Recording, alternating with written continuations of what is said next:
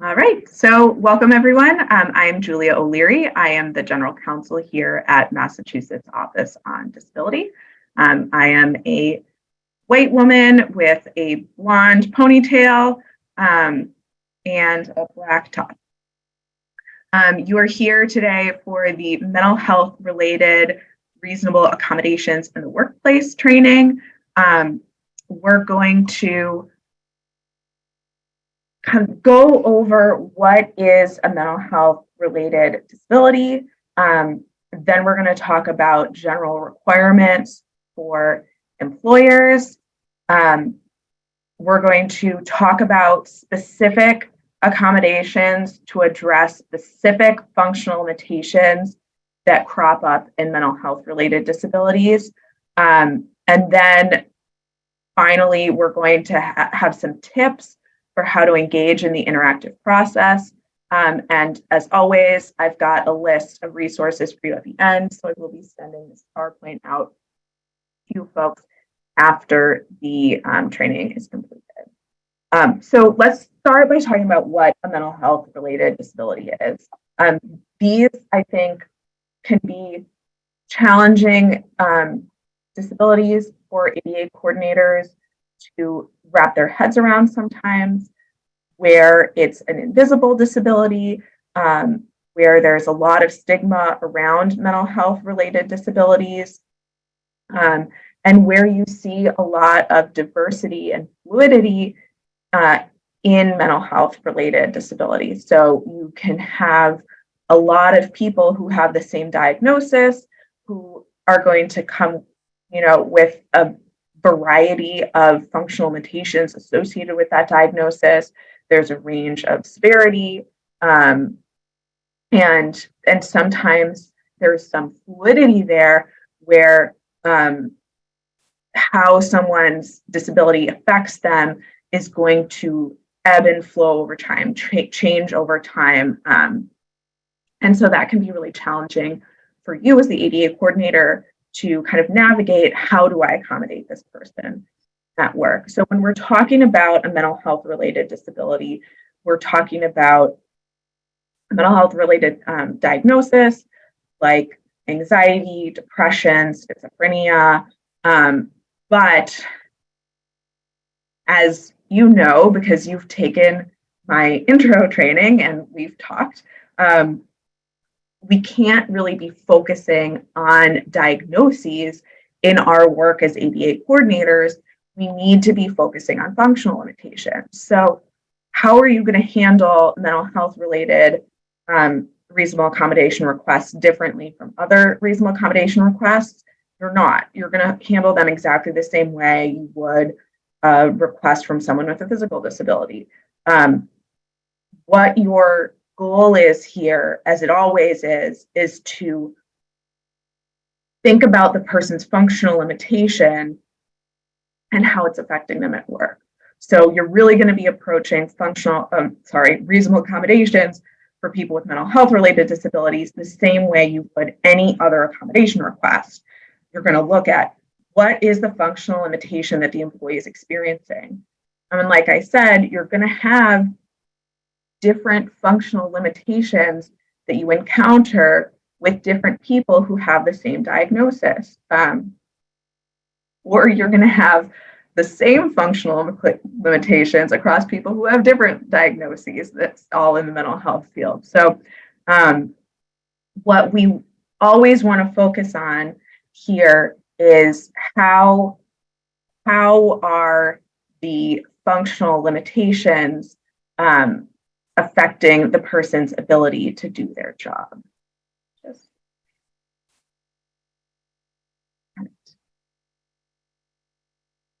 So what is the functional limitation that employee is experiencing? How is it affecting them at work? Are there specific job tasks that the employee is struggling with as a result of the functional limitation? That's part of the dialogue that you're always having with the employee, regardless of what kind of disability they have. But it's really important to focus in on that, especially in the mental health. And then, what kind of accommodations could reduce or eliminate these problems? When, when we're thinking about mental health disabilities, there is a huge variety of accommodations, and that's kind of what we're going to focus on in the training today. What are some good tools that you can use to address specific functional limitations? So that's going to be really the meat of this this training this afternoon. How are we matching the functional limitations and accommodations? So, as always, and I'll say it until I'm blue in the face, the focus is on the functional limitation, not on the person's diagnosis, because especially when we're in the mental health, sphere, those functional limitations can be pretty diverse. And they aren't going to be helpful, the diagnosis alone isn't going to be helpful to you to address whatever is affecting the person's ability to access the workplace. So breaking it down like that is really helpful. And where are you going to get those functional limitations? You're going to get them from the doctor, and we'll kind of talk about that at the end when we're talking about sort of tips and best practices. But first, we're going to talk about sort of what are some common functional limitations that you're going to encounter related to mental health disabilities. One thing that you might see are anxiety attacks. Those are sort of acute episodes where someone's anxiety is overwhelming their ability to accomplish other things. So that is a really acute attack of anxiety that might happen in the workplace that you're going to need to figure out how to accommodate, because it's clearly going to interfere with the person's ability to perform the essential functions of their job. You might also find that someone has an inability to control their anger or to control their emotions in the workplace. That can interfere with their work. Sometimes you're going to see difficulty with attention or concentration. You'll also see difficulty with organizing, planning, prioritizing, managing time. You might see fatigue or sleeping on the job. This is sometimes associated with medication side effects too. So should the pages be changing? The pages should be changing. Are you seeing, which screen are you seeing? Let me just stop for a second.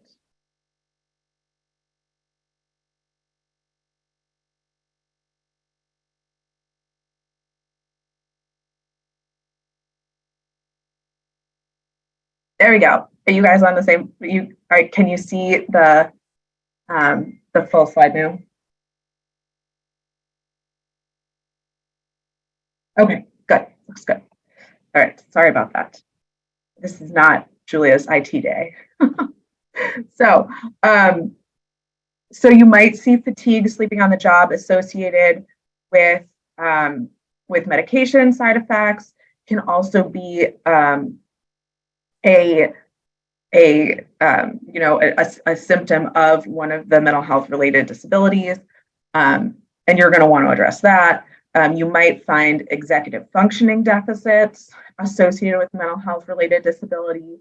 You might find memory loss, stress intolerance.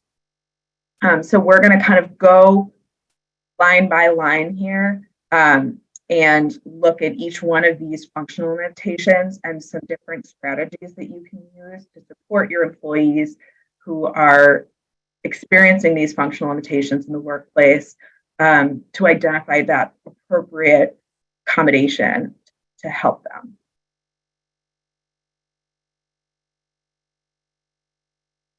All right. So what are some accommodations that you can use to address anxiety attacks?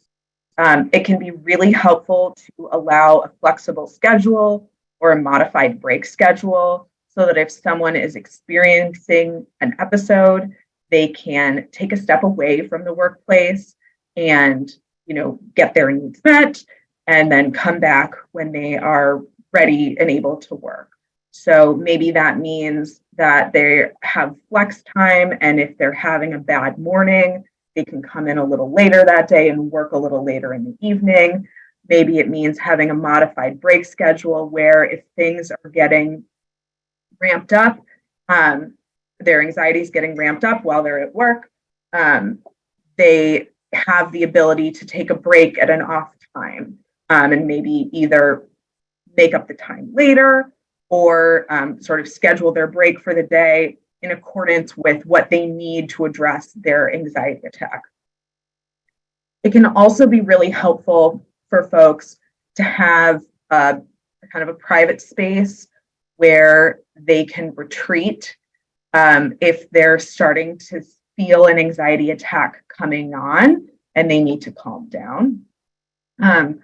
As you're designing your future of workspaces, it might make sense to talk to, your leads on those projects, your facilities people, about having, a private space. Maybe it's it can be incorporated with mother's room or a medication room, but having a place that a person can go and cool down can be really helpful, and making that available can be a really effective, reasonable accommodation.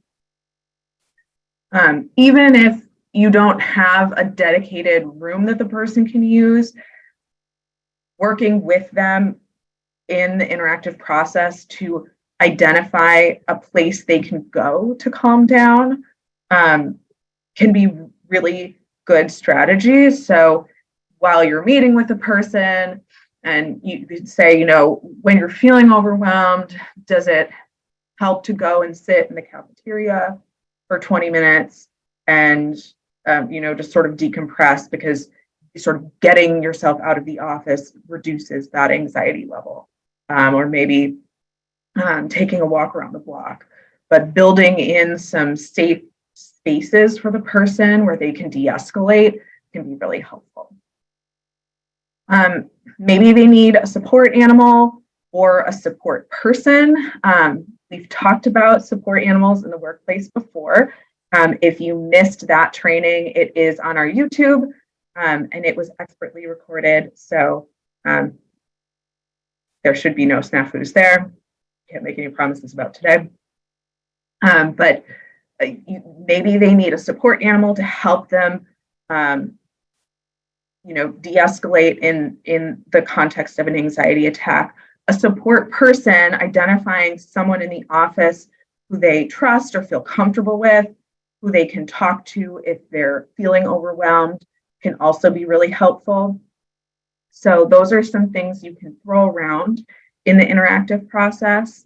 Or maybe, they need to be able to take a break, going back up to the modified break schedule. Maybe they need to be able to take a break to check in with a family member or a friend or a therapist in order to de-escalate. It's also really helpful, and this is a little vague, but to identify and reduce triggers in the workplace. So if you know that loud music or other distractions tend to trigger an employee's panic attack, you're going to want to address those triggers, right?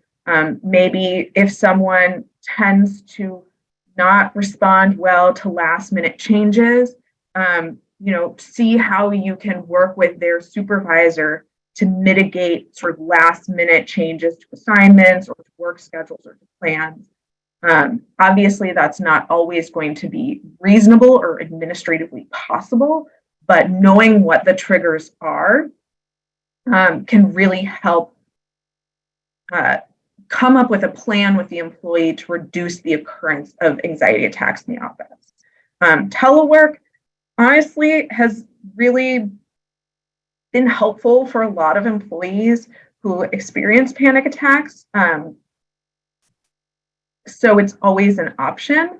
I know that as we're sort of moving through the future of work process, a lot of agencies are reducing the amount of telework that they're having employees do. But remember that reasonable accommodations are an exception to the rule always. And so just because your agency as a whole is moving in one direction with telework doesn't mean that telework is off the table as a reasonable accommodation if that is the accommodation that's going to address the person's need. It's always available.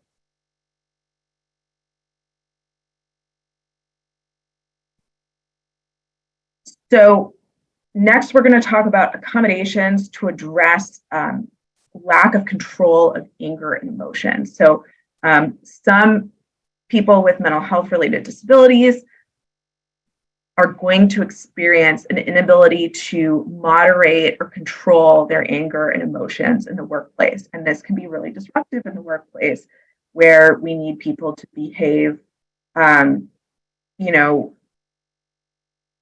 within a certain standard, right? Within certain norms of professionalism. And so getting some tools, identifying some tools to help people manage those feelings can be really effective. There are apps that can be really helpful for emotional regulation. There is a long list of them on askjan.org. So there's a link to that at the end of this presentation. But some of the apps that might be helpful are mindfulness apps, coaching apps that people can use when they start to feel themselves losing control of their emotions in the workplace so that they can kind of de-escalate the same way that we talked about de-escalating from anxiety attacks. And some of the tools that work for anxiety may also help for other forms of emotional regulation too. So you can kind of refer back to those here. So for example, again, a private space to cool down might be really effective for people who need some time to process their emotions. Sometimes you simply just need to change how you're communicating or supervising this employee. Someone who has sort of, oppositional defiant disorder is going to have a really hard time receiving feedback. And that is just part of their life. And so as their supervisor, you're going to need to tweak how that communication around performance feedback goes, because you want to avoid putting anyone in a dangerous situation or an inappropriate situation, right? So consider how you can sort of adjust your communication or supervision techniques to meet someone's need. That might mean that instead of having the EPRS meeting live, you have that EPRS meeting or EPRS sort of exchange over email. And you have the supervisor email them the EPRS and any sort of feedback that they want to discuss. And then the employee can email back with questions, and sometimes taking it out of a live conversation and putting it in written communication can de-escalate the emotions, give someone the time that they need to process their emotions that they might not be able to do in a live conversation. You also might want to think about if someone has, a conflict with a particular supervisor that seems to be related to this functional limitation. You might want to consider changing their supervisor. That can be really effective. And the person or their medical provider will probably have feedback about communication or supervision techniques that would work. So that's a really good source for idea generation is to talk to the medical provider or the person themselves. What kinds of communication is going to be easiest for you to integrate. What are some communication styles that really set you off? Understanding that better will help you craft a better solution in their accommodation. Reassignment is always an option. As I said, if there's a sort of an intractable conflict that has developed, we don't like to do it, but it's always an option. And then again, as we saw with anxiety attacks, having a support person identified that someone can go to if they're feeling overwhelmed and they need extra support, that can be really helpful.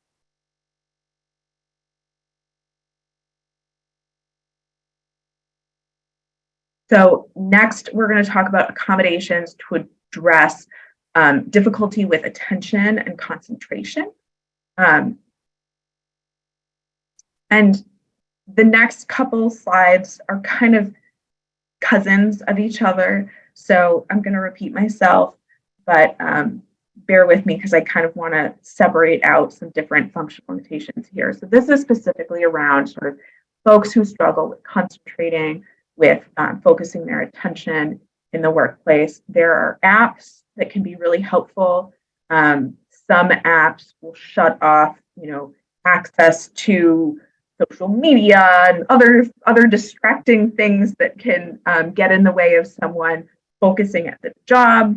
It can be really effective just to turn off your notifications in Outlook so that every time you get a new email, it doesn't show up on the bottom of your screen. That can be really distracting for people who otherwise struggle with attention and concentration. You might need to do some modification to their workspace. Maybe they need a noise machine if noise is really distracting to them. Maybe they need a door on their cube. Maybe they need a shield to block the visibility of other coworkers, or if the light is distracting to them. Those sort of physical modifications to someone's workspace can be really helpful. Other physical things that might be helpful are things like a fidget device. A lot of kids, there was a big fad where we saw a lot of kids with fidget spinners. Those fidget spinners were developed for people with disabilities who have difficulty with attention, and they can be really helpful tools to use to sort of get out that fidgety feeling while you're at work. So can those little pedals that you put under your desk that are like a little miniature stationary bike at your desk, that can get out some of the excess energy and help someone focus while they're sitting at their desk. Basic sort of office tools like timers, calendars, planners, these can be really helpful as well to people who struggle with attention and concentration. Those are things that, are probably already in your supply closet. So identifying little things like that will help someone stay on tasks, focus their concentration can be really helpful. And those things aren't expensive. A job coach can be really helpful if appropriate. A job coach can help someone identify how to break down tasks so that they can maintain focus, how to prioritize, which we'll talk about on the next slide. But a job coach can be really helpful for someone to identify sort of what triggers they're having that affect their ability to concentrate and how to kind of remediate them, how to build some skills around attention and concentration at work. Written instructions can be really helpful. So can building out a task flow chart. And again, modified break schedules and flexible schedules can be really helpful. If someone struggles with attention in the morning, because they have fatigue, because of their medication that they're on, because of other stuff going on in their life. It might be helpful for them to have a modified schedule and come in later in the afternoon when they're better able to focus. So keep that in mind if that's something that might be possible to help someone. There's a question in the chat about how to find a job coach. You can find job coaches via vendors, and you would want to, because you'd be providing the reasonable accommodation, you would want to set up that contract. You might want to do it on a temporary basis. You wouldn't have to sort of have an indefinite job coach for someone, but you might want to, identify a vendor who could provide, a set number of coaching sessions for someone, and provide that, and then have a check-in with the person and see how effective that was, and whether or not they need that on, to continue, or whether you can end it because it was effective.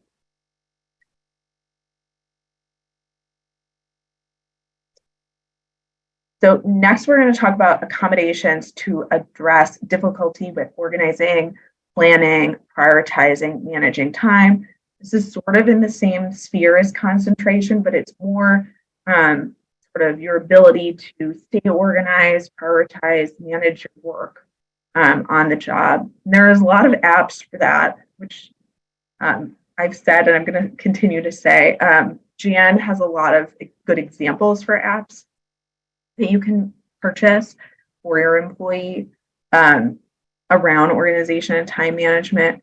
Microsoft Office Suite has some organizational and time management tools that might be helpful as well. So get to know sort of what's available in Outlook, in Microsoft Office Suite to sort of manage workflow and manage time. Old-fashioned organizational tools are really helpful too. So working with someone to see, do they need a desk organizer? Do they need an electronic organizer? We don't see those as much anymore. I think they were bigger in the 90s and aughts, but for some people, those work really well. And for some people, they work better than the computer because they feel more comfortable with them. Labeling files, labeling in and out boxes. Labels can be really helpful. Bulletin boards can be really helpful. Whiteboards can be really helpful. Just your basic office organizational tools can become reasonable accommodation tools if you're sort of tailoring them to someone's needs specifically around sort of organization, time management, prioritization. Workflow management software can be really helpful, that sort of breaks down tasks. It helps you break a big project down into tasks so you can assign a project and then also assign sort of discrete tasks associated with that project. There's a variety of workflow management software available. I think Asana is one that the Commonwealth has used before that I've seen used to pretty good effect. So it would let the supervisor really break down a task for their employee to help accommodate the employee's inability to sort of figure out that time management or task management themselves. Job coaches can be really helpful for this too.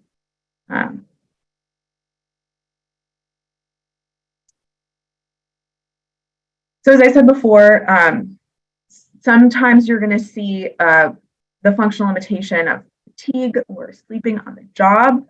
This might be associated with the medication that someone needs to take. It might be a symptom of the disability itself. So it can have a number of different causes, which, as always, is why the diagnosis doesn't matter. Only the functional limitation matters. Flexible Work schedules, again, are really helpful for this, as are modified break schedules. You can build formal rest breaks into someone's schedule, and having a dedicated rest area can be really helpful too. I think that when an employee has a history of fatigue on the job or sleeping on the job, employers are definitely less amenable to telework, although that can help if it gives someone back that time in their day that they would be spending commuting, which can be fatiguing. So I don't have telework on this slide, but that's something to consider.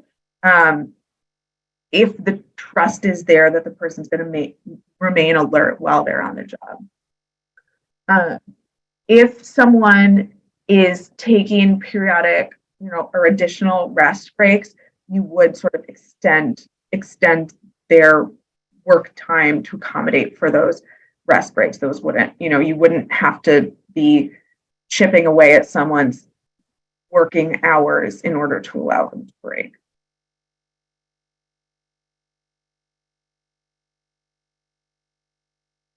Does that address your question, Patty?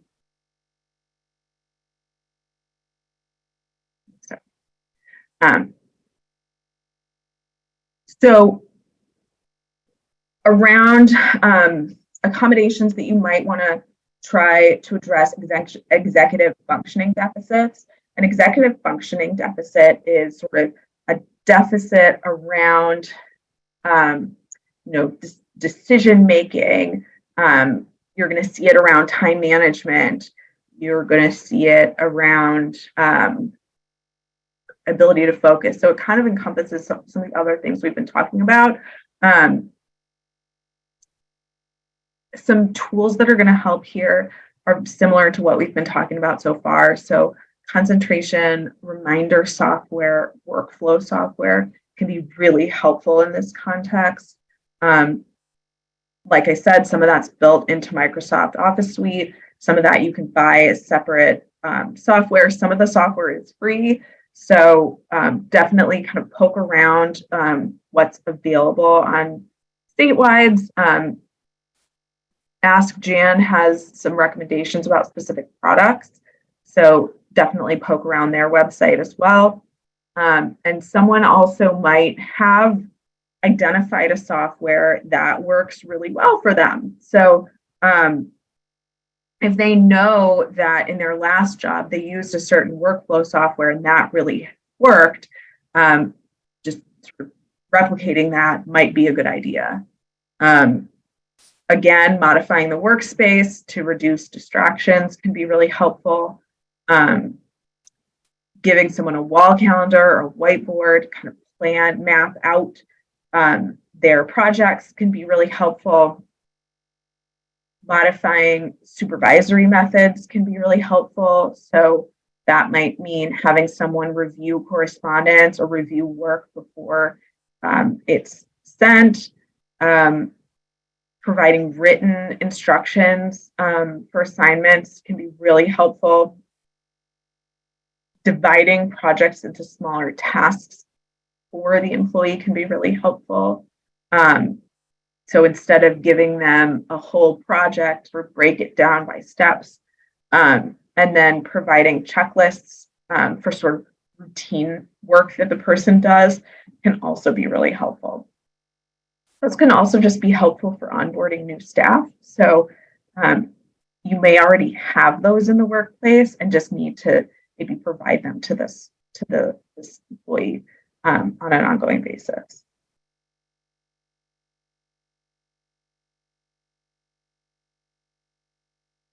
All right. So accommodations to address memory loss. There's a lot of tools, reminder tools out there that can be really helpful. So I'm going to point to the apps again. There's software and apps that can be really helpful to set reminders, set check-ins. There's also old-fashioned tools like bulletin boards, whiteboards, timers, calendars, planners. You might need to provide additional training time for folks who have memory loss. They might need more frequent training refreshers because they need to remember what was covered at the last training. So you might need to schedule the trainings more frequently for those staff. Checklists, again, can be really helpful. Providing extra time for assignments if you can. Obviously, sometimes that's not going to be reasonable. Providing employees with reminders, recording meetings and making them available, the recordings available later can be really helpful. Providing meeting notes after a meeting can be really helpful. And there's even software that you can provide the employee with to help them with note taking. Written instructions, again, can be really helpful for people who have memory loss so that they can go back and refer to those later. Modifying supervisory methods in order to probably shift more to written communication so that folks can go back and refresh their memory of what was communicated. Right. So next we're going to talk about accommodations to address stress intolerance. There are apps, I know I keep saying apps, but there's apps for anxiety and stress. A lot of them are free. So you can definitely look into those. Jan has a good list of those too, not to be pointing to them, but they're a great resource. Someone might have one that their therapist or medical provider recommends as well. So that's something to ask the employee about during the interactive process. Again, you might need to modify the workplace to reduce sort of external triggers. So maybe you need to make the workplace feel a little more private by providing a noise machine, or sort of visual blockers. You might need to modify communication styles and supervisory methods again. You might need to meet more or less frequently with that employee in order to, help them manage their stress intolerance in the workplace. And I would ask the person and ask their physician sort of what their tolerance level is and what kind of meeting frequency would accommodate that. You might want to switch from live communication, so like phone, in-person, Teams communication, to written communication to give someone more time to process. You might want to provide written instructions instead of verbal instructions, and really focusing on goal-oriented management methods can be really helpful. So instead of like throwing someone into the deep end with projects, orienting how you're assigning work to be really goal-oriented can be really helpful. So working with their supervisor or manager to sort of set some concrete goals for the employee and then build their work assignments into that goal process so that the employee feels like they're making progress instead of sort of getting these one-off assignments and then getting feedback on them. And because that can be pretty triggering of sort of stressors. Again, flexible schedule, modified break schedule can be really helpful here, as can telework. So those are all ideas for different kinds of accommodations that might help the person with the disability perform the essential functions of their job. You're going to identify which of those accommodations will work through the interactive process.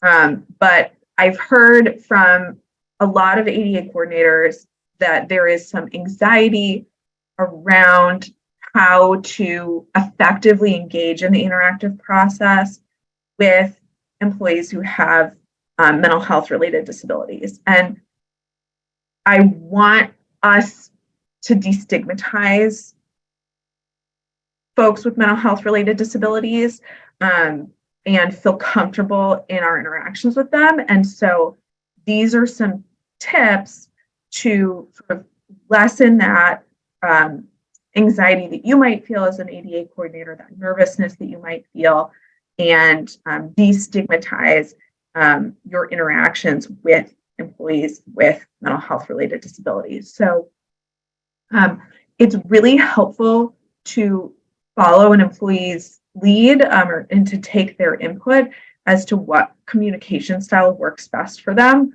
That is obviously true for any employee, but especially for folks with mental health disabilities. If you found that a live conversation has been difficult for the employee or that they're not productive, your live conversations aren't productive, feel free to ask the employee what the best method of communication is for them, and what's going to sort of be the most effective way for you to communicate with them and them to communicate with you, and use that feedback to guide how you interact with this person. I know that I'm always telling you that you need to have live conversations and not be communicating over email, but if you need to make an accommodation to that general practice because of someone's disability related need, it's absolutely okay to switch to email. You will not get demerits from me for doing that. So if you're meeting someone's need by having an email exchange, that's absolutely fine. And you should really follow their lead. And if they tell you, it's really hard for me to have this conversation over the phone, I'd rather we communicate via email, respect that and follow that. Sometimes some employees might need extra time to respond to you, either because they have executive functioning related limitations and sort of the response itself is difficult to initiate, or because they need time to reflect, time to cool down. If they need extra time, ask them if they need extra time if you're not hearing back from them, and allow it within reason. Obviously, we have turnarounds for how quickly we need to process reasonable accommodation requests, but you can allow extra time within reason if someone needs that extra time because of their disability.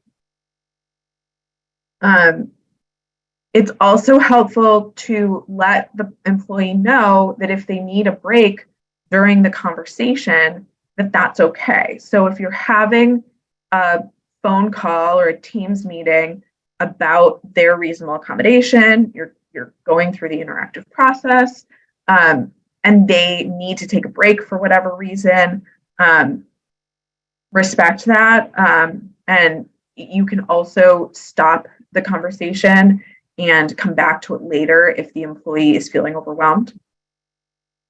It doesn't all have to happen all at once. And setting that expectation with the employee can kind of de-escalate things as well. Documentation from the medical provider is really helpful, especially where you are having trouble getting what you need from the employee. So if the employee is having a hard time articulating what they need, their medical provider might be a good source of ideas and sort of an assessment of how their functional limitation is affecting them in the workplace. So as always, you shouldn't be using that as a barrier to going forward with the interactive process, but it can be a really helpful tool. I want to make sure we have plenty of time for questions. So on this last page, we have a bunch of resources. We have the EEOC's enforcement guidance on mental health conditions in the workplace. We've also got guidance from the Department of Labor. The Job Accommodation Network has just fantastic guidance on mental health conditions in the workplace. They have accommodation recommendations, both general, like we covered today, but also really specific down to the brand of the software or the clock that they're recommending. So definitely check that link out. And I'm going to send this deck afterwards. They also have articles that can be really helpful, and direct links to the products, which can be really helpful. The ADA National Network has a great guide on mental health conditions in the workplace as well. And you can always contact me at MOD or the Office of Diversity and Equal Opportunity if you have questions about how to handle these requests. So you have our support, and we're always here for you. So feel free to reach out. And with that, I will open it up for questions.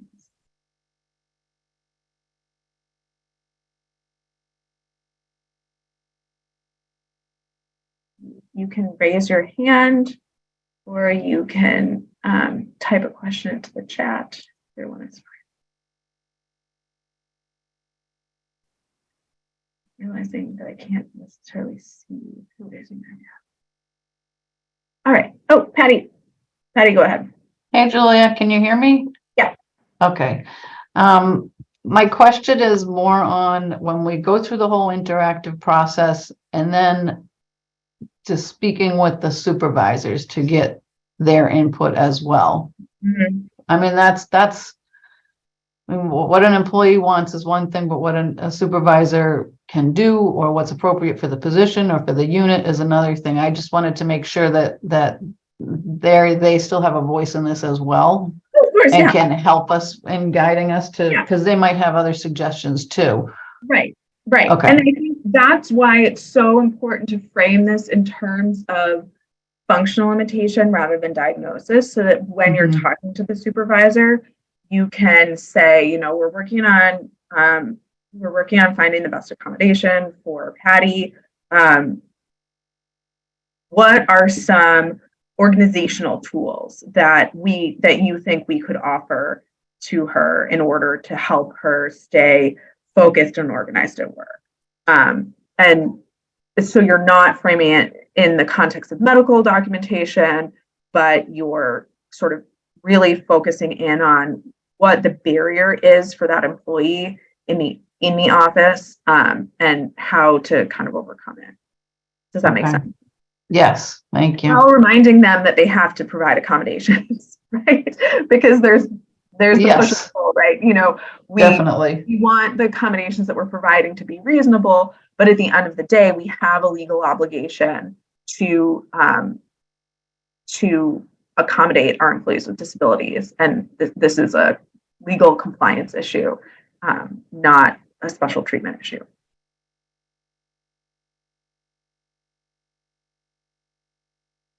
Any other question? That was a good question. Thank you.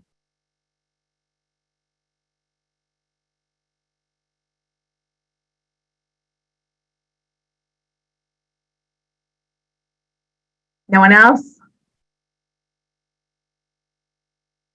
All right. Well, as always, if you do have questions that you don't want to ask in front of the group, feel free to give me a call or shoot me an email. Call my cell phone. That's usually the best way to reach me, or send me an email, or send me a Teams chat or an invite to a meeting. I'm happy to talk through any of this. And thanks for coming, and have a great day. Take care. Thank you, Julia.